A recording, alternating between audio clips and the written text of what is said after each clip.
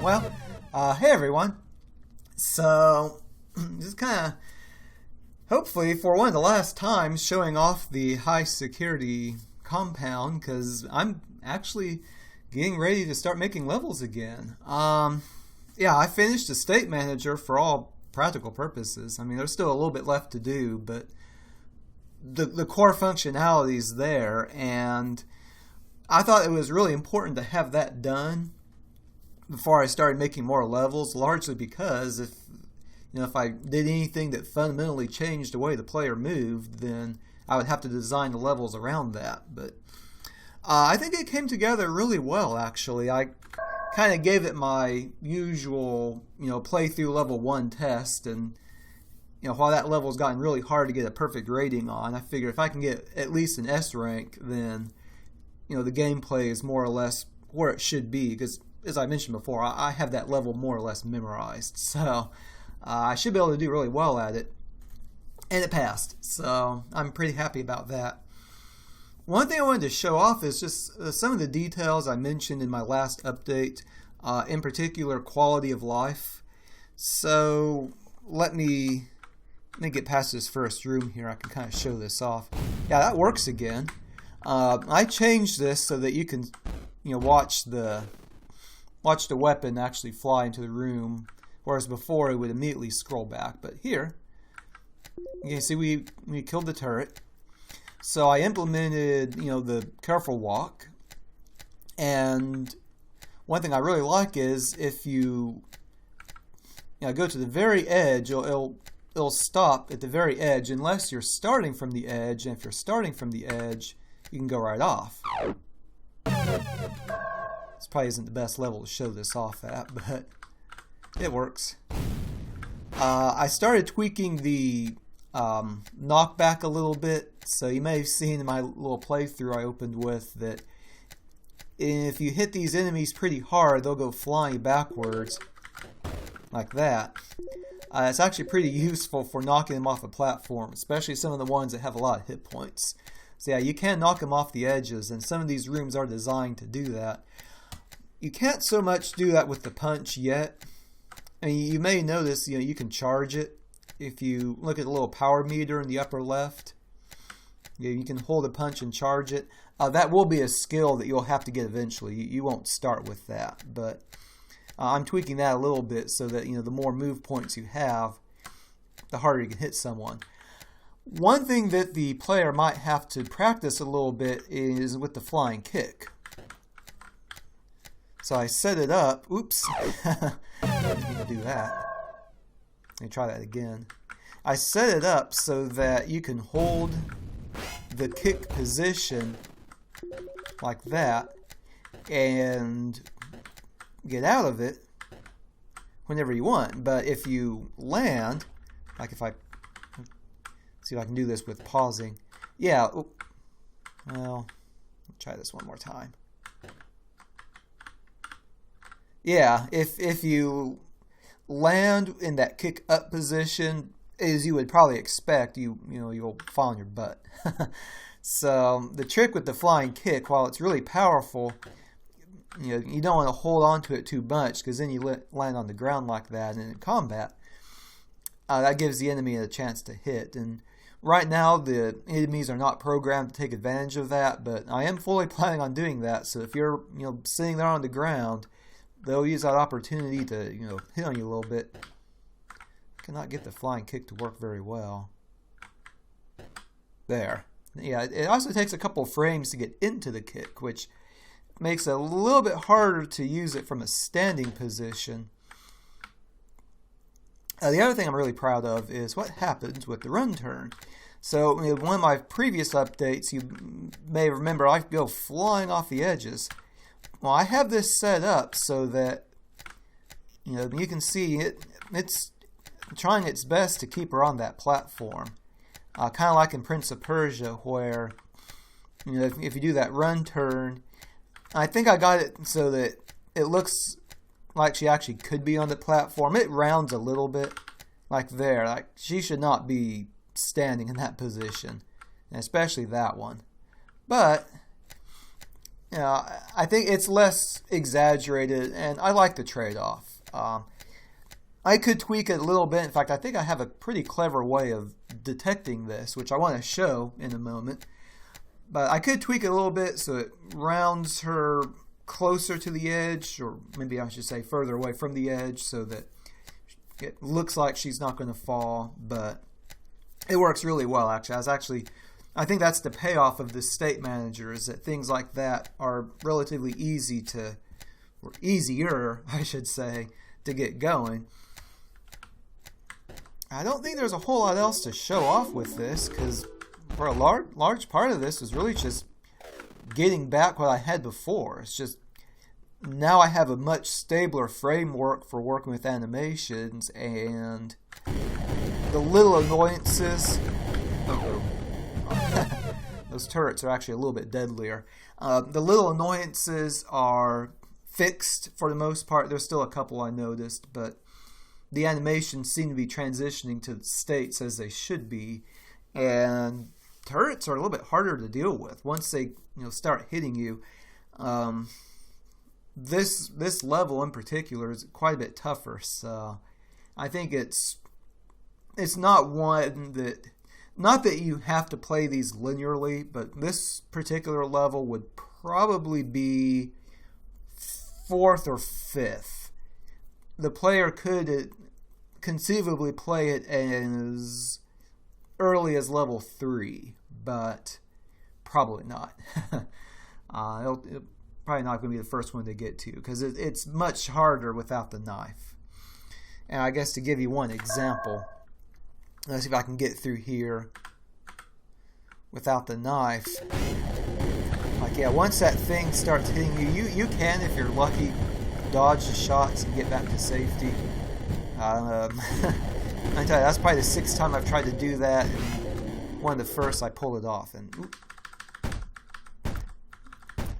fist fights work a little better. Now these guys are pretty easy to hit, but fist fighting in particular, that seems to work a lot better. And I like the flying kick, but I might just kill myself there. Ooh. Yeah, that's another thing I need to do. In the original version of this, you could at any point hit the down button and dodge, whereas now she actually has to come to a stop.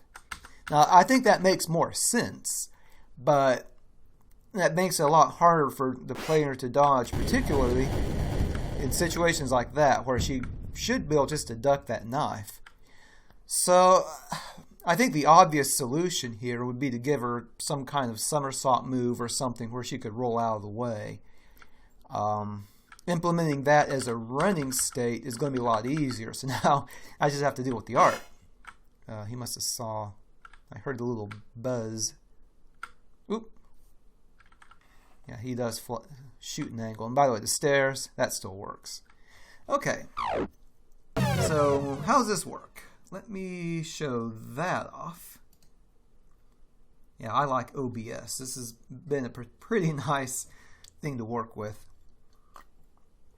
So the big payoff with the state manager is how much easier it was to manage animations, and in particular that it's really the running stop animation that I want to show off here.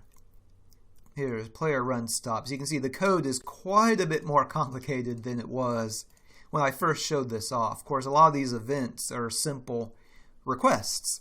So the way this is programmed is the state manager sends a request to turn into the new state, and this event, if it's present, will answer back yes. Changing into that state is allowed. Otherwise, if this event is missing, then permission is basically not granted. And how that works, by the way, I'm going to the state manager here. So there's a set state. This is the code for set state, and every state has a corresponding behavior. And you can see right here, it's that first line, or this line right here, that first red block, trigger event request, and then whatever the name of the state is. If that event doesn't exist, then that Boolean will never be changed. But basically what these request events do is set that Boolean to true. So you see that allow change block there. All that does is just set that Boolean. So that gives the state manager permission to transfer to the next state, otherwise it won't happen. And this might sound tedious. It is. It might sound complicated. Kind of is. But you have to remember just how many animations and states I'm dealing with. I mean, there's probably roughly 60 now. I started with about 48, 49. I got to be getting close to 60. In fact, I might be over 60 at this point. I just don't really feel like counting all of them. And managing animations just gets exponentially more difficult as the number of animations go up. And that was what prompted me to go through all this in the first place. Is that's just hard to do. How do you manage that many animations? So the advice I would give anyone,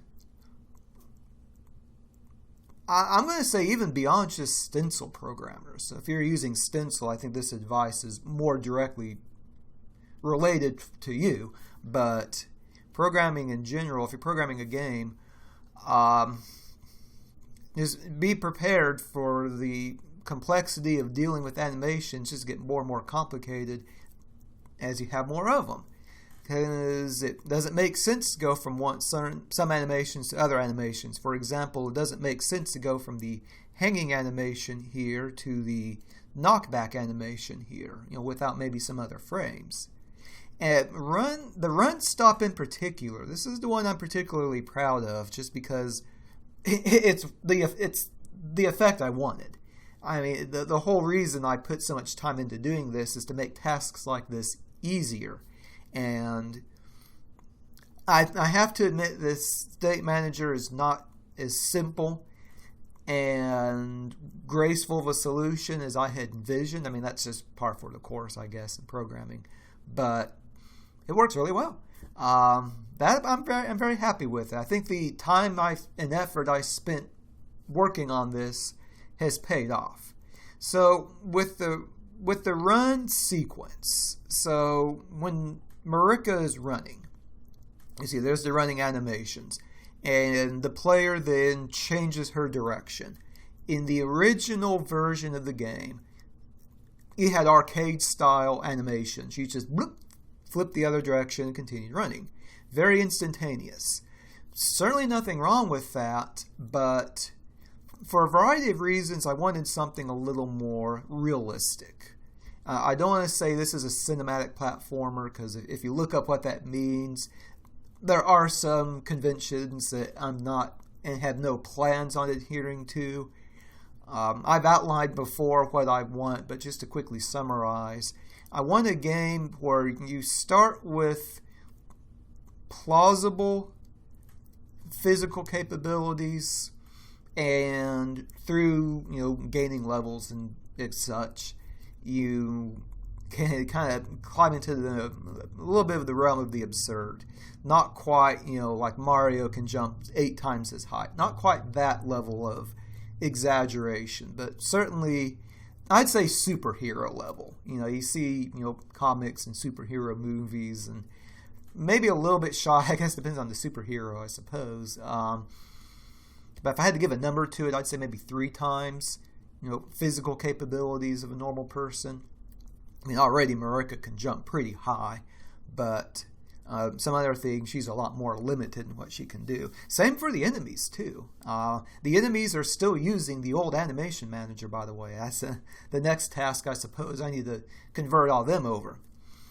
So when Marika's running, and then she changes direction, I go into the stop sequence. And that's, by the way, the same thing happens if the player lets go of the run button. She'll stop. Now, if the player's holding the opposite direction, she will turn at the end of the stop state. So by the way, I can't say I'm a great artist with this, but I did put some effort into drawing these frames so that, this one in particular, it would make sense to either go to this turning animation or the standing animation. So, I later on, I'm going to tweak the art a little bit and polish it. That's not something I don't want to deal with right now, just because I don't know exactly what animations I'm going to need at the moment. But she can go into stop and then turns around and then starts running in the other direction again. Well, by that, that immediately goes into the run. Of course, in the other direction now. So on the programming side, how this works, let me go to, I really should have set all these up next to each other there for easy reference. But here's the running state. And you can see it has a lot of these requests here. There's a lot of states you can go into. But in particular, if you're changing direction.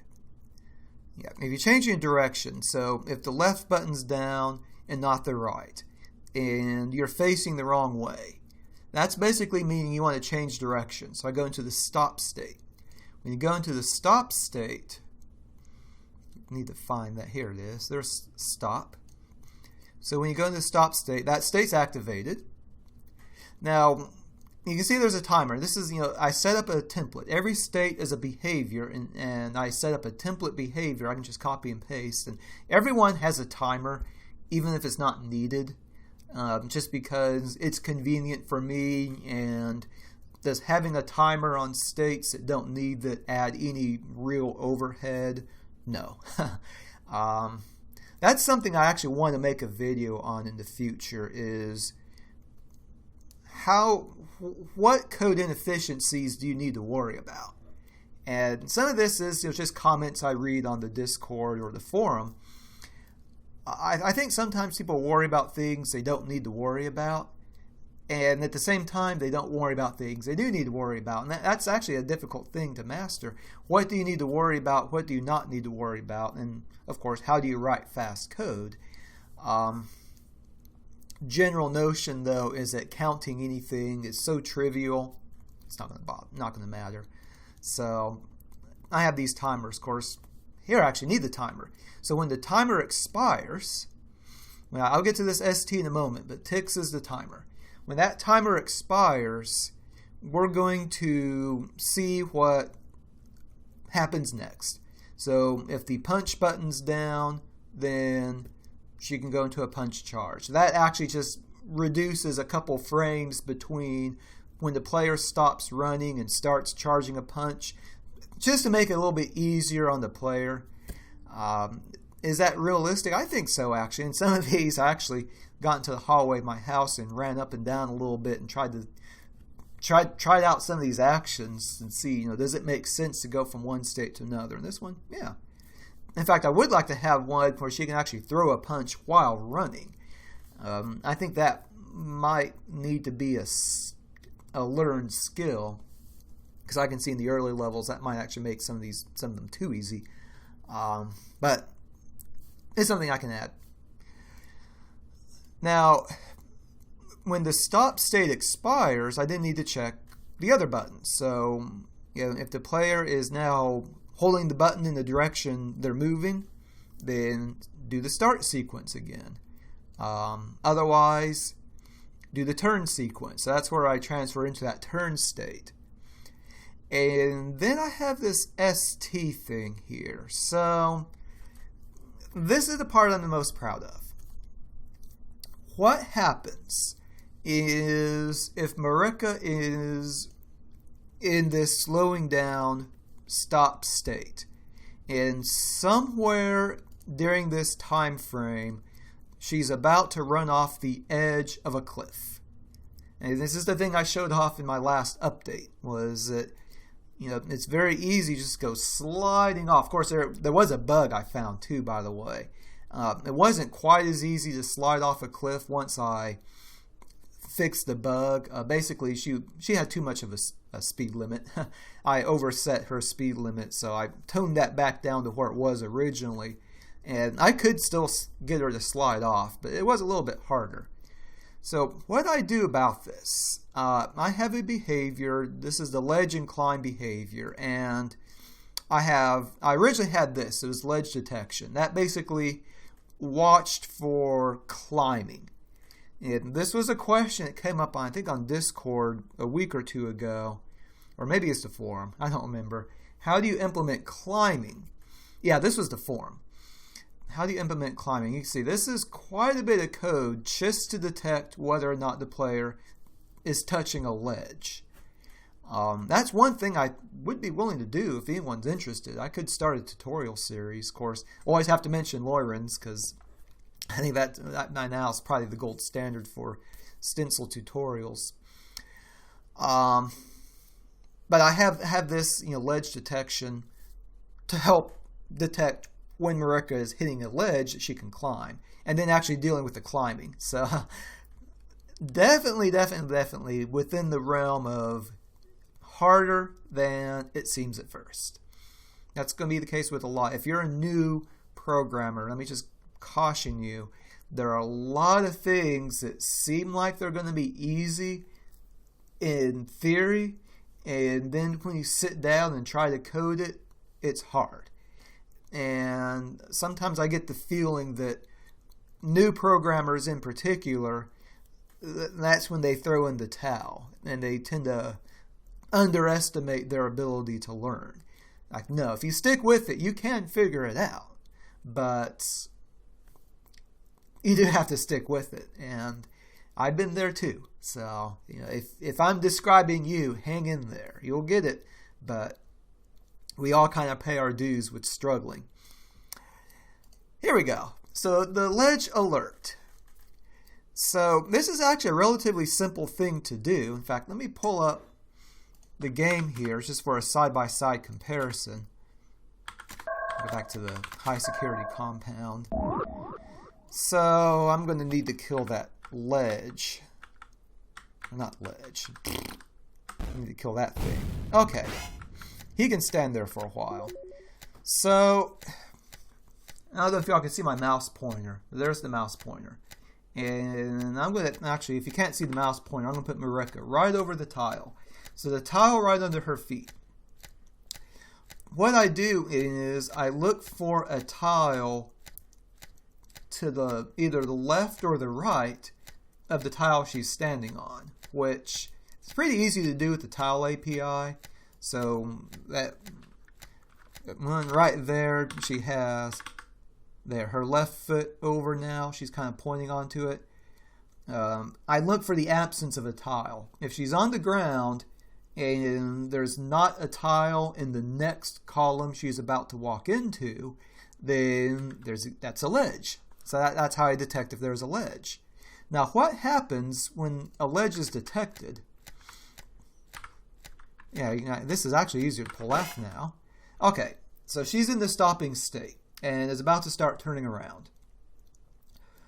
So what I've done is I've actually intercepted the run stop animation.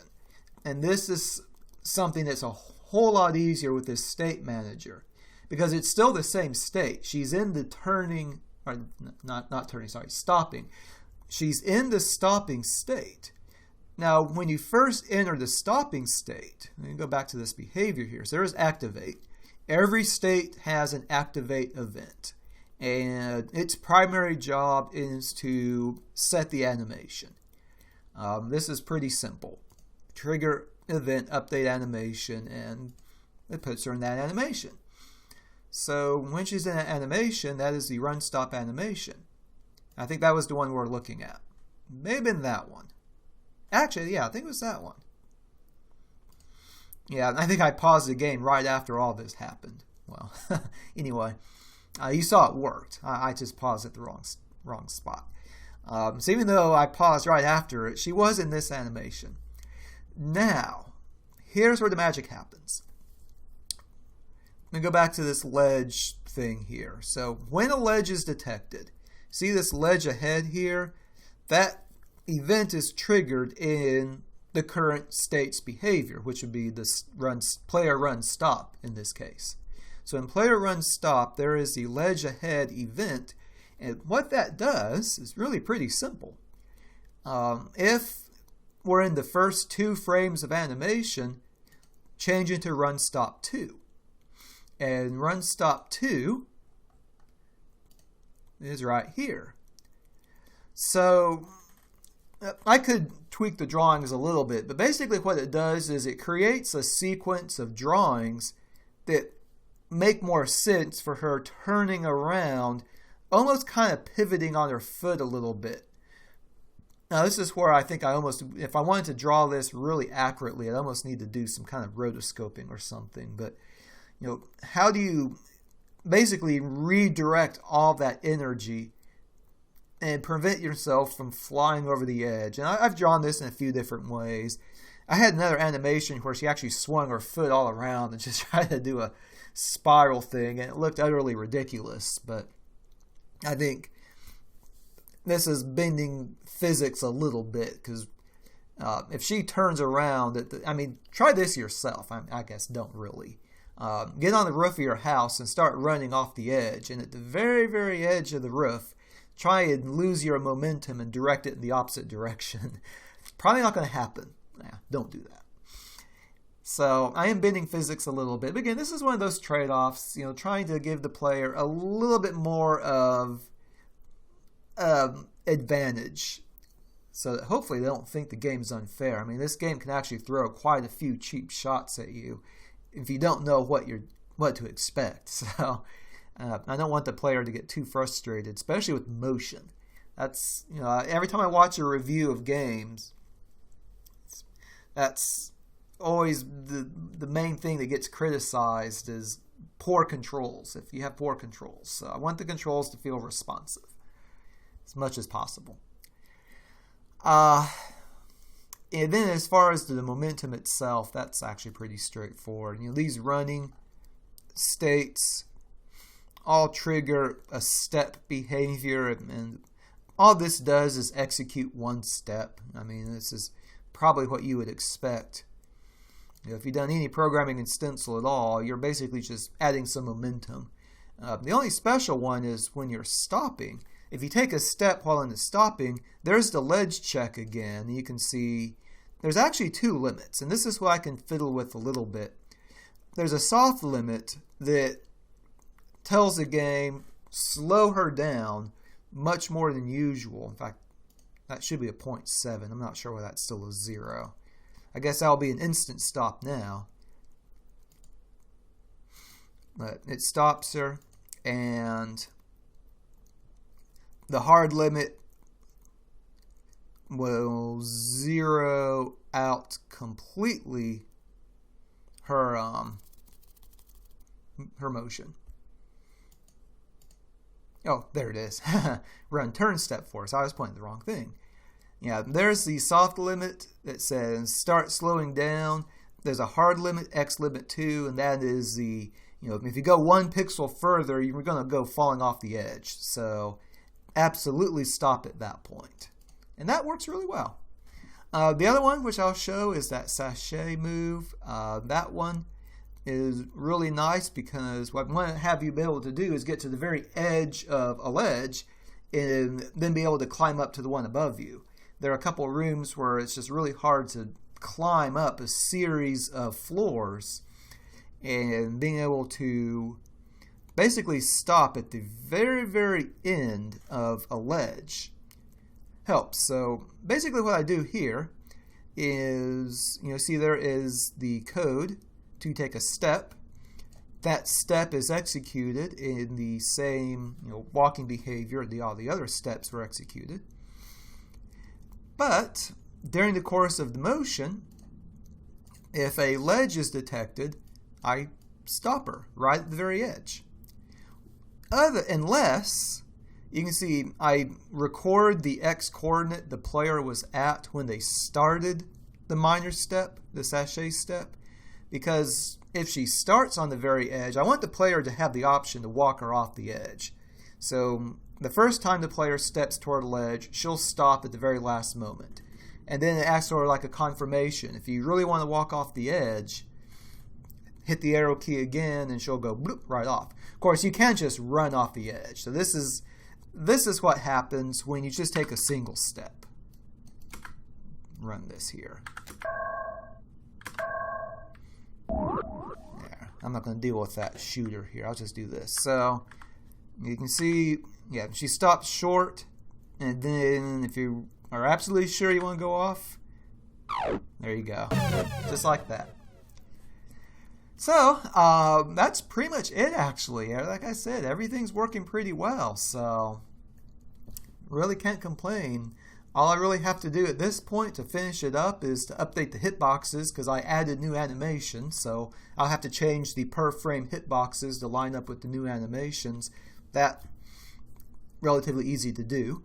And then keep going with levels. So thankfully, at this point, I've jotted down quite a few ideas for new levels, so I can start sketching them out and getting them going. So that's pretty much it for now. Thanks for watching, and see you in the next one.